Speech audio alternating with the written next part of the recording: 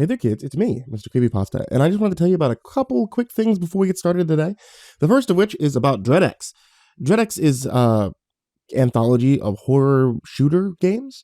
It's available now on Steam, and I'm telling you about it for one very cool reason, because the narrator that you guys are used to from Tales of a Lonely Broadcast Station or The Burned Photograph, Autumn Ivy, yeah, she's the main character voice. It's really amazing that she's made it this far, that she's doing such great things, and we're super proud of her. So check out her game. Also, I wanted to tell you about another game, a game that's our sponsor for tonight's episode. And that game is Raid Shadow Legends. Raid Shadow Legends has millions of players and dozens of tough bosses, but its heart and soul are its jaw-dropping, gorgeous champions. And guess what? They've just introduced an entirely new playable faction. Get ready to meet the Shadowkin. The Shadowkin are shrouded in mystery, hailing from the furthest reaches of the Eastern Continent, beyond the Brimstone Path. It's believed that they've been under the brutal heel of the Demon Spawn for the last several hundred years. Only in the past few months have they overthrown Sirath's yoke and revealed themselves to be the other factions. Are they honorable? Yes. Evil? Not anymore. And are they good? Only time will tell. The faction is just getting started. Come meet the new arrivals in-game. So what I like about the game is summoning champions. Because, it's cool, man. And I actually really much enjoy reviewing and going through my different champions. This game is a micromanagement game for me. I like going through and changing all of their stats and math, and honestly, I don't even hit the buttons when I play. I like the autoplay feature because this game is mostly just about building things for me and collecting. So what's new with Raid? Raid just passed their 2nd year anniversary, and the game is bigger and better than ever before, seriously. They've just had a month and a half of awesome events and tournaments, and there's no sign of them slowing down yet. This month, they're releasing a brand new batch of epic and legendary champions, which look amazing, and they're also releasing their 2nd version of the Doom Tower. That means new rewards, new gear, but also 2 brutal-looking bosses to take on, the Celestial Griffin and the Eternal Dragon.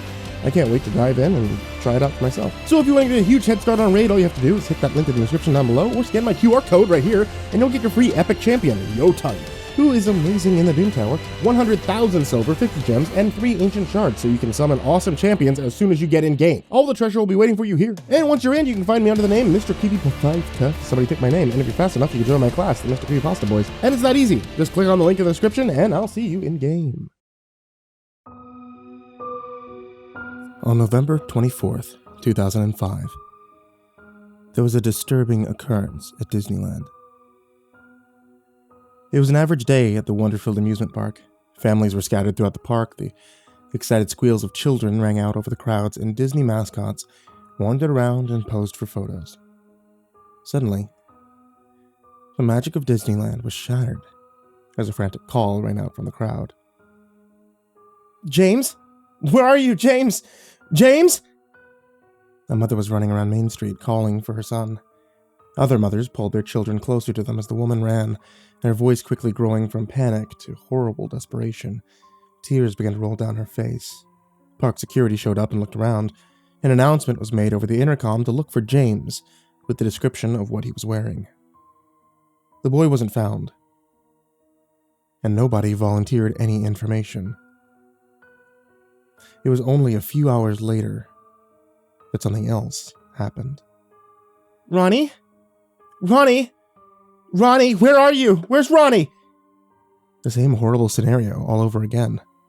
A mother ran around shouting for her son and asking people if they had seen him.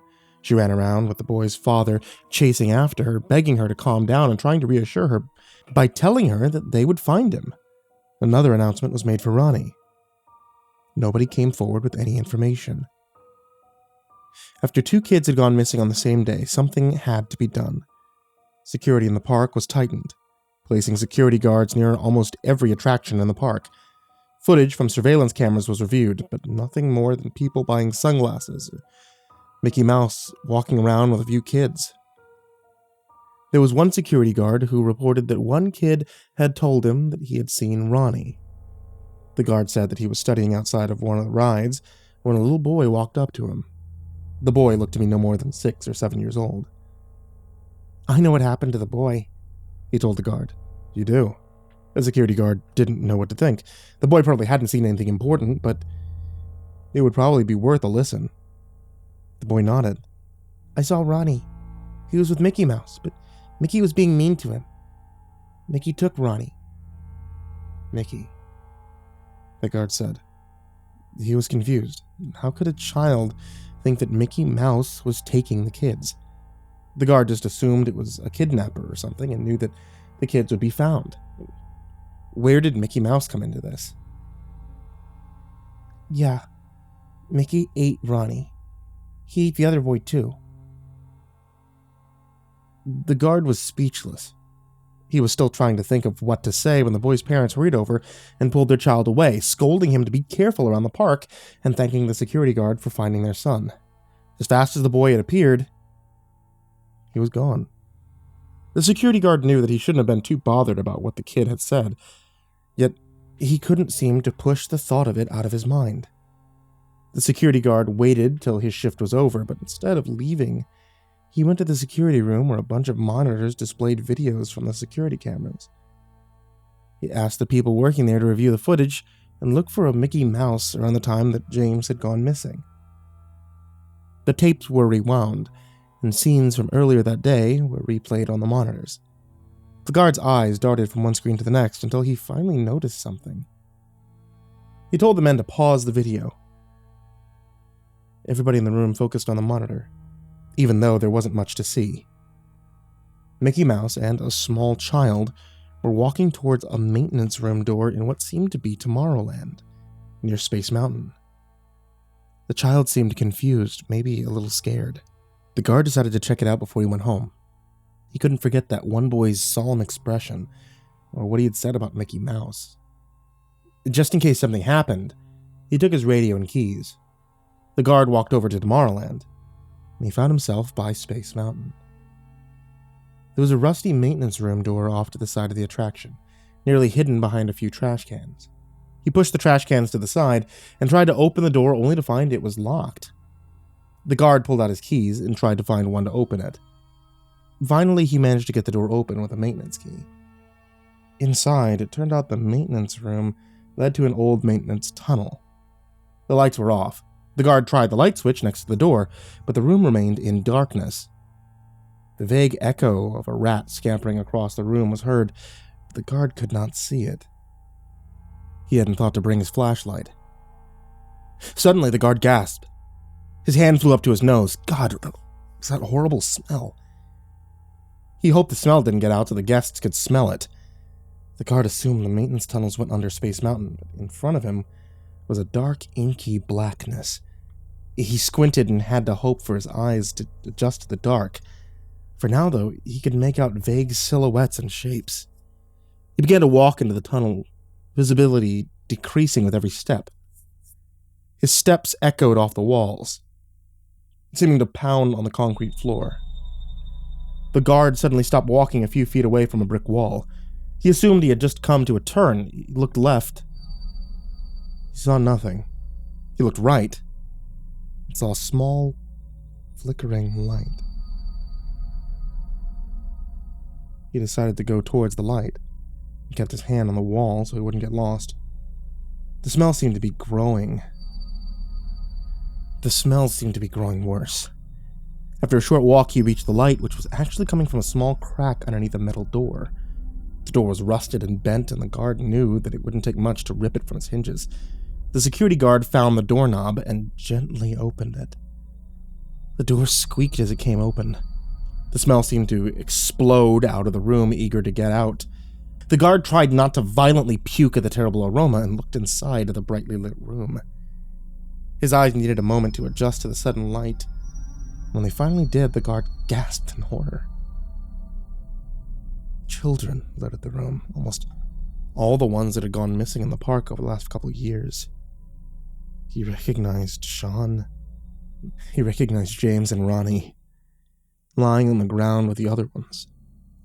They weren't just lying on the ground. The guard realized the children, they were dead. He gasped again and took a step back. Some of the kids had arms and legs missing.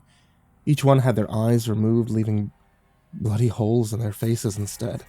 Thick slices were over some of the bodies, as though something with claws had got to them.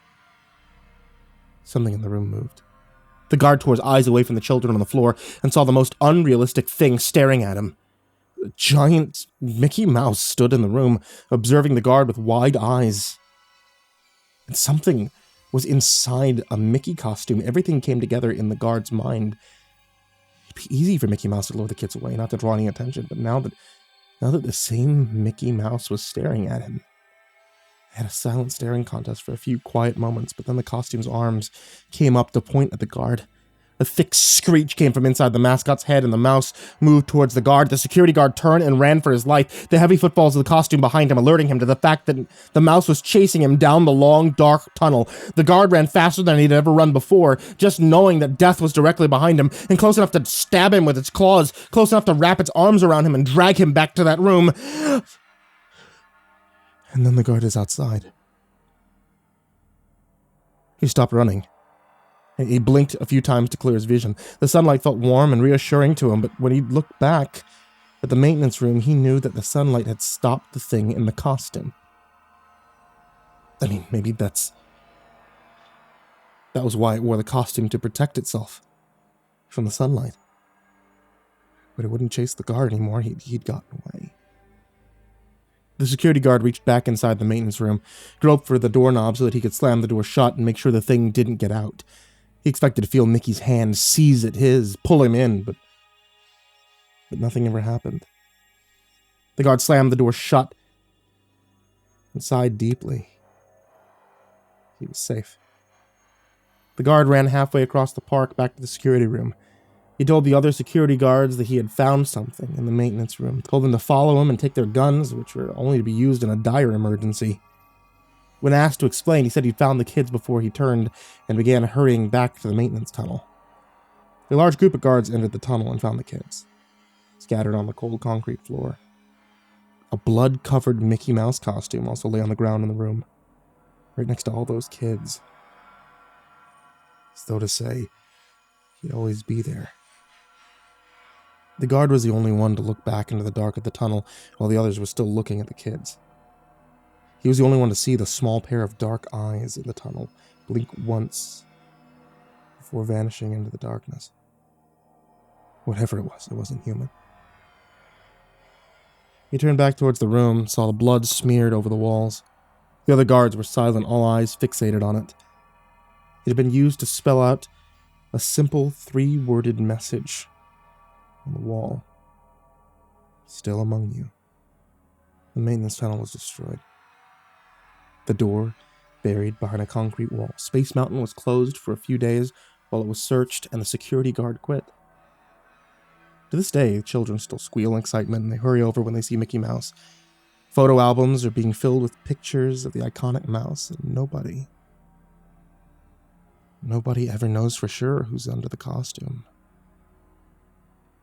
Or what's under it.